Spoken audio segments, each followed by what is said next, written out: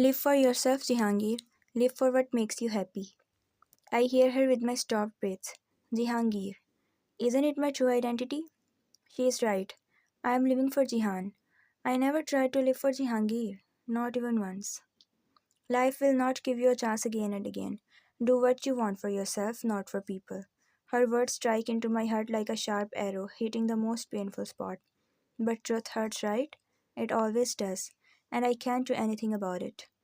You can share with me, Jihan, she says softly, and for a moment I just feel like saying everything, confessing everything, and taking comfort from her.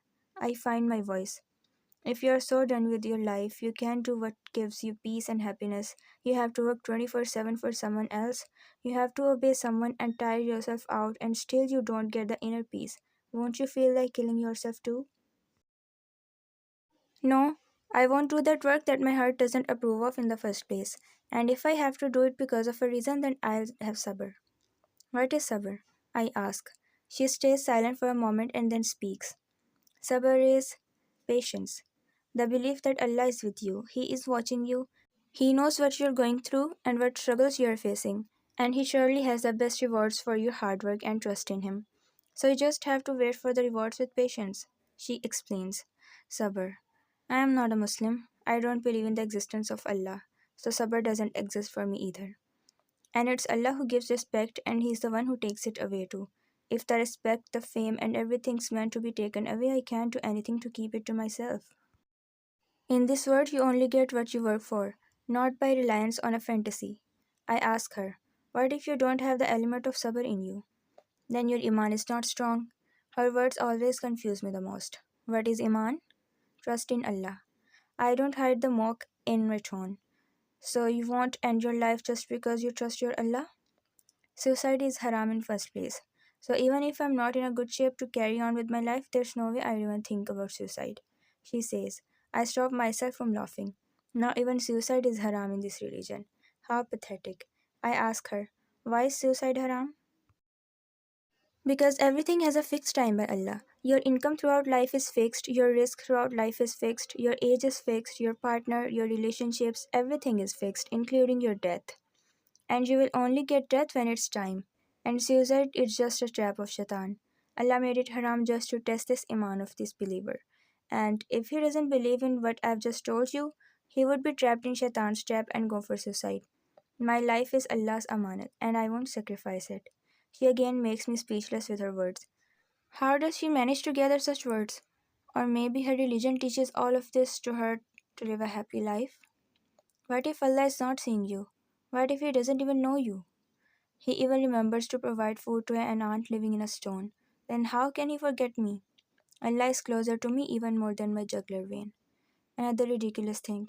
How can He be so close to her? Is He air or something? Because if He is so close to her, He must be close to everyone. That's totally bullshit. I try to end this conversation. I am a disbeliever according to your Quran. So don't you think telling me all of this is a waste of your time? She'd make me more confused if we keep talking about it. No. Why? Because spreading some good words to you will not go to waste. I believe you won't think about killing yourself again. I stay silent. I don't know what to answer, so I just get up from the couch. I should leave now. Why? The time isn't over yet. Her voice stops me. I wear my mask and look at her. I have something to do. After all, I'm not feel like you 24/7. Her eyes clench, but she stays silent. Not getting any other word from her, I leave the room. Heading towards my car in the open parking lot, I press the automatic key and open the door, but before I sit in, my eyes fall on her. She is also leaving after my session, but she is not in the parking lot, she is walking. I get into my car and drive out of the parking lot. She is still walking on the footpath. She didn't even stop a cab. I drive slowly and stay at a little distance from her. She is covered from head to toe and it's giving her the appearance of a bandit. Or maybe a Batman? I chuckle at the thought. Her handbag hangs on her one shoulder. She is still walking with her spine straight. What an outstanding woman she seems to be with that aura. Unknowingly, a smile comes across my lips. Her hands are beautiful, thin, and delicate, without any accessories. Her dress, the abaya, flutters elegantly with her every step. She stops at the bus stand. Oh, so she takes the bus. She doesn't even own a personal vehicle? I stop my car too as she stops. Wait, what am I doing? Am I stalking my therapist? No. Yes. Put a break on yourself, Jihan. And why am I smiling like an idiot? Suddenly, she flinches when a man on bike snatches her handbag and rides away. She stands shocked, looking at the running man. A policeman nearby and two men from the bus stop run behind him, but they don't have vehicles. They can't catch him. I gear up my car and drive towards the biker guy. He isn't that far. Increasing the speed of my car, I catch up with him in a few moments and block his way with my car. He stops in panic and looks back and forth at the policeman reaching us in a few seconds. I get out of the car and punch the guy, snatching the handbag from him. He falls from the bike, holding his jaw, and till then the policeman also arrives and handcuffs the man. I look at Anam, who is now also walking at a fast pace, coming towards us. Shit, she saw me. She takes the handbag from me while breathing heavily. Thank you, mister, she says, but stops when her eyes fall on me. She recognizes me and frowns. What are you doing here? Didn't you leave already? She asked suspiciously. What am I doing here? I was stalking her. But that's not her business. The road doesn't belong to you. I can go wherever I want. She scoffs at my words. I thought you were busy? She presses the word busy. I understand her taunting.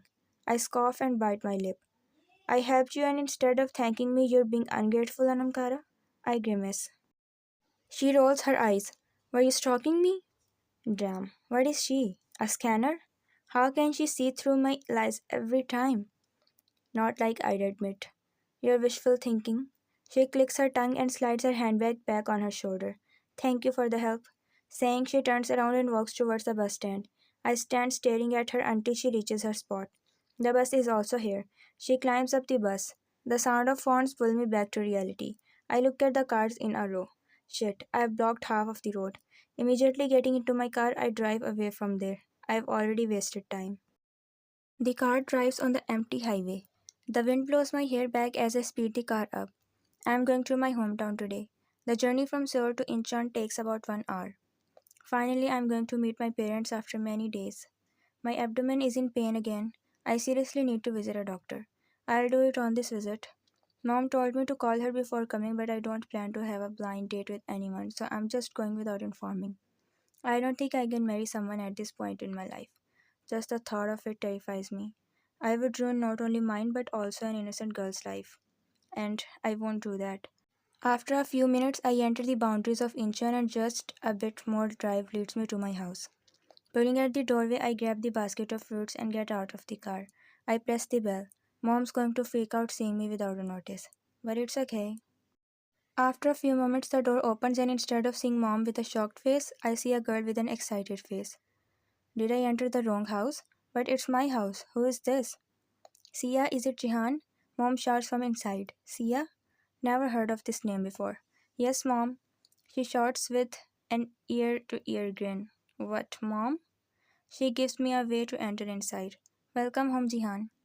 I walk in and look for Mom. Oh my god, you've bought my favorite mangoes. Thank you so much. She yells, grabbing the fruit basket. Mom comes out of the kitchen with a smile. Oh, Mom, my son. She hugs me and I hug her back. The warmness of the love filled hug embraces me entirely and I let myself loose in her arms. It's a feeling of home that traps me in. After a moment, she breaks the hug and kisses my forehead. How are you? She asks. I'm fine, Amma. I smile. Look, Mom, Jihan bought mangoes. We both look at the not so pleasant existence in the house, at least not present for me.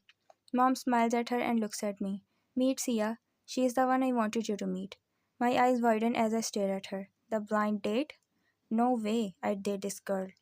No chance. Mom sees my shocked face and chuckles. I knew you would come without informing, so I called her here. How's my surprise? She grins to herself. I just stare at her in disbelief. This is the worst surprise ever. I don't even know what to say to her. Where's Dad? I ask her. He went to the market. You let Dad go to the market? You know he should not overwork himself, right? Dad is sick. He shouldn't walk too much. He himself wanted to go fetch your favorite mushrooms and shrimps. She hits my shoulder and walks to the kitchen. Huh. I'm left alone with the stranger in my own house. I walk towards my room. I don't have any wishes to have a chat with her. Entering the bedroom, I turn on the lights. Everything is neatly organized and cleaned. Oh, Mom, how much work did you do today? I throw the keys of my car on the nightstand and head directly to the bathroom for a shower. A few minutes later, I go into the attached wardrobe, which opens both in the bathroom and bedroom to get dressed. The wardrobe is as clean as the room. Wow. This is an unexpected sight. Mom doesn't do much work too because of her back pain, so I wonder how she did this. I have asked her several times to hire a maid, but she never listens. Oh, my innocent mom. I open the closet and my hand freezes for a moment. This doesn't seem like my closet. My clothes are not here. Instead, the space is filled with colorful, weird clothes. I only wear black or blue at home. They are my comfort clothes. But now, what is this? I shut the closet and walk out in my bathrobe. Mom is still in the kitchen. But Dad is back too. He sees me in the bathroom and laughs. He walks towards me with slow steps. You're back, young man? I sigh and hug Dad. Dad. How are you? He asks. He breaks the hug and looks at me. Very mad right now, Pa. He is shorter than me. His grey hair is turning white slowly. He smiles, looking at me from head to toe. What happened? At his question, I look at Mom. Mom, where are my clothes? Your clothes? Aren't they in your room? What are those? Unicorn and butterfly cloths in my closet? I don't even bother to hide my disgust for those clothes. She herself seems confused. Sia bought some clothes for you along with other gifts, so I told her to set them in your closet. Great. Where are my old clothes? I ask. Those didn't seem like clothes at all, so boring and colorless. I got you better ones. That idiot girl speaks from behind. I turn my gaze towards her. Where are my clothes? My tone hardens. Don't tell me she threw my clothes. In the storeroom, she answers. I don't spare her another glance and walk towards the storeroom only to find my shirts and trousers stacked up in an old basket. What the? I breathe out and swipe a hand through my hair. This has to be some kind of sick joke. I take long breaths to calm myself. Relax. It's okay. She doesn't need to get on your nerves. I take a few shirts and go back to my room. They'd work for 2 days, and for next visit I'll shop in advance. At dinner, I go to the dining table, but my feet stop seeing that same girl. Sia, serving the food to my mom and dad. What a pick me she is. And why is she still here? Mom calls me, seeing me standing frozen. Come on, Jihangir, food is getting cold. I walk closer and take my seat only to find that girl also sitting beside me. Mom, when is your guest going back? I ask, holding the tray of shrimps which she was going to pass to me. What do you mean? She is here to talk to you. How can she go back without it? Talk to me then, I say carelessly. I know what talking to me means. And this should be a slap on her self respect. Probably she'd leave after this. Mom slaps my arm. You're embarrassing her, Jihan. She says, but before I say again, I hear that annoying voice. It's okay, Mom. She smiles. Does she really have no self respect? I put the shrimp in my hand onto the plate and say with a low tone, Mom, I don't want to get married yet. Then when are you going to get married? She asks straight. I don't know. But I know.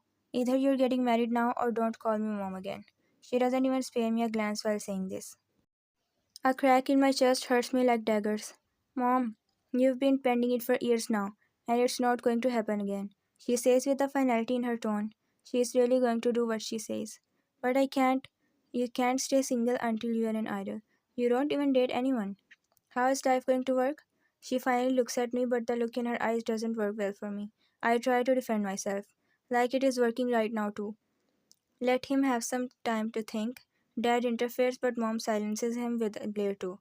No more discussions. If Sia doesn't seem to be appropriate, it's a separate matter. Otherwise, an arranged marriage it is. She discloses the matter.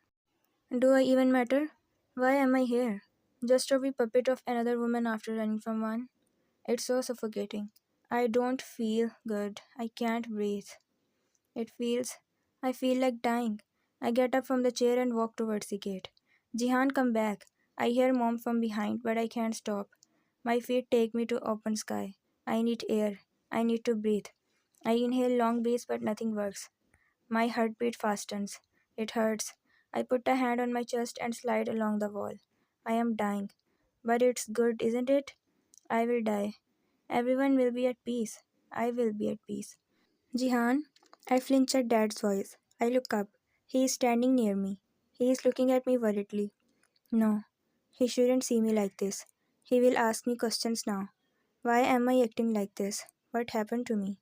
What's going on? And I don't know the answer to any of these. He sits beside me. What happened to you, my son? He cups my face. I hold his hand with my own trembling ones. Dad. Only a whisper comes out. I want to die. But I want someone. I, for once, want someone to be worried for me, to care for me genuinely. I want to survive. I hold his hand tightly. He hugs me. It's okay, calm down. Maybe he sees my trembling self. He doesn't ask another question. I breathe in. My heartbeat fastens. I let myself loose in Dad's arm. It's comfortable. My eyes blur and a tear falls on his shirt, and he notices too, but doesn't say anything. He pats my back. I am feeling better. Calm. I love this feeling. After a few moments, he breaks the hug and sits leaning on the wall beside me. Do you want to tell me anything, Jihan? He asks softly. Dad has always been a gentle person, but he never saw me like this. No one has ever seen this side of me. But I can't tell him the reason. I don't want to say it out loud. No, I say, and he doesn't ask again. He asks the next question. Do you really not want to get married? No, I answer shortly. Are you in some kind of trouble? He is trying to get the answers out of me, but I can't say it. I'm sorry, Dad. I'm not, I say, and he sighs. Whatever it is, I don't think it's right to hide it. Where are your parents? If you tell your mom, she will listen to you. Would she? I don't know. She never did. I've always been controlled. It's suffocating. It's okay. I don't want to argue with her or dad.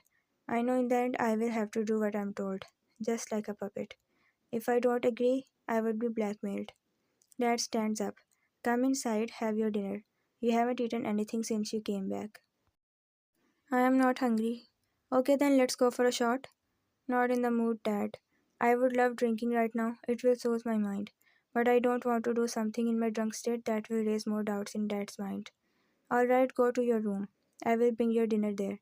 And no skipping of meals no matter how busy or troubled you are. You need energy to cope up with the issues. He pats my shoulder and walks inside the house. I sigh and shut my eyes, leaning my head to the wall. I breathe the fresh air in. I am alive. After dinner, I lay on my bed. I don't have energy for anything else. I just want to sleep now. My stomach is hurting again. Ah, this stupid pain. Can't it just leave me alone? Today has been a really hectic day. First with that therapist and then with mom. I'm tired after all the shit I've gone through today. Live for yourself, Jihangir. Live for what makes you happy. Her voice rings in my ears. I internally scoff, as if it's possible. Life will not give you a chance again and again. Do what you want for yourself, not for people. How easy it was for her to say. She can never understand what I'm going through. Maybe she never had to go through any trouble in life. Her parents must have done everything for her. She has the mindset of doing what you want for yourself. It can only be possible with liberal parents who let her do whatever she wants, including those religious practices. That's totally illogical. He knows what you're going through and what struggles you're facing, and he surely has the best rewards for your hard work and trust in him. So you just have to wait for the rewards with patience. I remember the way she talked with so much peace about her God. Is he really listening to me? Is he really looking at me? Is he present beside me right now? Does he really know what I'm going through? Will he really give me a happy life and do me justice? Will he, if I trust him and wait for it? I snap out of my thoughts. Come on, Jihan, he doesn't exist. It's just a fantasy. A fairy tale that Muslims believe to make themselves happy. Just like little girls create a fairy tale of a savior in the form of a prince. The ringing of my phone gets me out of my thoughts. Who is calling me at this time? I pick up the call without looking at the name. Hello, Jihan. My eyes snap open at the voice. Rihanna. You didn't inform me before going home? I hear her complain. I grit my teeth. I don't need to report my every move to you. What does she think she is? A psycho woman who has made me a psycho. She chuckles from the other side after a moment. I hate her laugh. I hate her face. I hate everything about her. Oh, my love, you do, she says. Huh, her delusional thinking. Are you calling me just to say this? I answer rudely. She clicks her tongue. I came to meet you at the apartment. Didn't expect anything better from her. She's a psychotic woman who can do anything for her own needs. Sleep dreadfully then, have nightmares. Bad night. I don't wait to hear her next words and cut the call. Fuck her. Fuck her and her company and whatever she has. My mind is going to blast. Every time I feel a bit relaxed and out of my depression, she comes just right back to drag me into the abyss again. She would never let me live peacefully. Never. And I'll die with this depression. The boat travels through the ocean. It's dark, blackness everywhere. Where am I? What is happening? The boat floats through nowhere and I see nothing in front and back. It's all just water everywhere. An endless abyss. It's the darkness of the night. I can't see anything. Nothing. My clammy hands push the thruster deeply to reach somewhere. Where do I go? There's nothing. I am stuck. I want a destination, a place to go. Anything, any ray of light, any ray of hope. Suddenly the boat hits something and flips. I fall into the water. The deep ocean engulfs me. And then I see the light. Beautiful, attractive light. Far away from me. It pulls me towards it like a magnet. It is coming from somewhere. Like a far island. I push my hands and feet in the water and swim towards it. I need to reach there. I see a dome shaped place with a long tower. The light is coming from there. I swim, but the more I try reaching closer, the more difficulty I feel. I can't breathe properly. The water goes into my lungs. I need to reach there, but I can't. No. My eyes snap open with a knock on the door. I breathe heavily. My hand reaches up to my neck. I'm not in the water. I'm not drowning. I'm in my bedroom. I'm safe, alive, breathing. The door knocks again. Come in, I say and grab my phone to see the time. It's already morning. The door opens and the most unexpected person walks in. Sia. She puts the tray of tea on the bedside table. I wait for her to speak. What is she here for? She starts the conversation. I'm going back today. That's good. I roll my eyes and get up from the bed to walk to the bathroom. I'm sorry, Jihan. My feet stop at her words. She continues. My intention was not to irritate you. Maybe I should have asked about your opinion before directly agreeing to this proposal. Wait, what? I just stand staring at her. If I come back again, it won't be for the purpose of marriage with you, so you can rest assured for now. It will take some time till your mom finds another bride for you. She chuckles and looks at me, but I don't show any reaction. I don't know what to say. She smiles awkwardly. I'll take my leave then, and leaves the room. The door shuts, but I stand staring at it. Life is so unpredictable, isn't it? Sometimes we develop an opinion on someone without even knowing anything about them. How selfish it is. She was a nice girl. It's just me, who thinks everyone just wants to take advantage of me. I sit in the doctor's office every passing second, adding to my anxiety. My foot taps nervously against the tiled floor, and I can't seem to find a comfortable position on the stiff chair. Finally, I am here for a checkup. I glance around the room, noting the posters on the walls about healthy living and preventive care. Irony, I think to myself. The door to the office opens, and I straighten up, my heart pounding in my chest. The doctor steps out holding a folder of papers. He looks at me, and I can see the gravity in his eyes. He closes the door behind him and sits across from me, placing the folder on the desk between us. He opens it, glancing at the papers before looking up to meet my eyes. Mr. Jong, I have reviewed your test results. He begins, his tone professional but tinged with concern. I'm afraid I have some serious news. I swallow hard. My mouth is dry with anticipation as I ask, what is it? He takes a deep breath and speaks. The test shows that you have liver failure and it's advanced. This is likely due to excessive alcohol consumption over the years. His words hit me like a punch in the gut. I feel the blood drain from my face, my vision blurring slightly.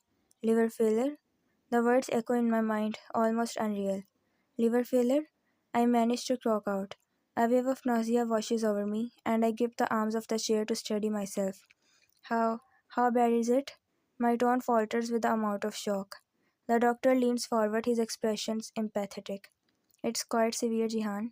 Your liver is no longer functioning properly, and this has serious implications for your overall health. We need to take immediate action to manage this condition. Otherwise, your life would be in danger.